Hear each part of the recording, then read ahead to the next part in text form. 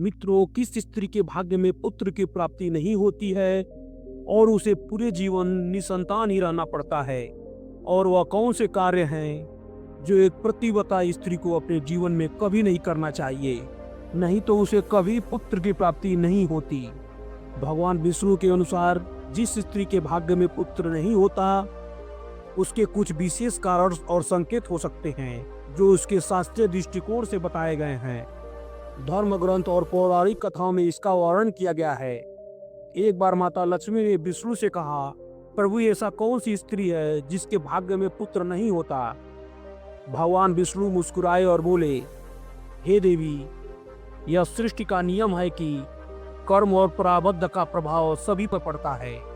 कुछ स्त्रियों के भाग्य में पुत्र न होने के पीछे ये कारण हो सकते हैं, जैसे जो स्त्री अपने अहंकार के कारण दूसरों का अनादर करती है और धर्म का पालन नहीं करती, उसके भाग्य में संतान सुख नहीं होता। जो स्त्री दान, सेवा और परोपकार से दूर रहती है, उसका पुण्य कम होता जाता है, जिससे उसका संतान सुख छीन सकता है। यदि स्त्री या उसके कुल में पितरों की सेवा न की गई हो, तो संतान का योग बाधित होता है। जो स्त्री अपने पति और परिवार के सदस्यों का सम्मान नहीं करती और कलह करती है, उसके भाग्य में संतान का सुख नहीं होता। जो स्त्री झूठ, छल कपट और पापों और कर्मों में लिप्त रहती है, उसका भाग्य संतान सुख से वंचित हो सकता है।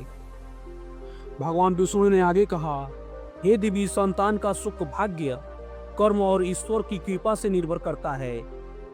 जो स्त्री सच्चे मन से भक्ति और धर्म की सेवा करती है, वह अपने भाग्य को बदल सकती है। भगवान विष्णु ने समझाया कि स्त्री का आचरण उसके कर्म और पूर्व जन्मों का प्रारब्ध है।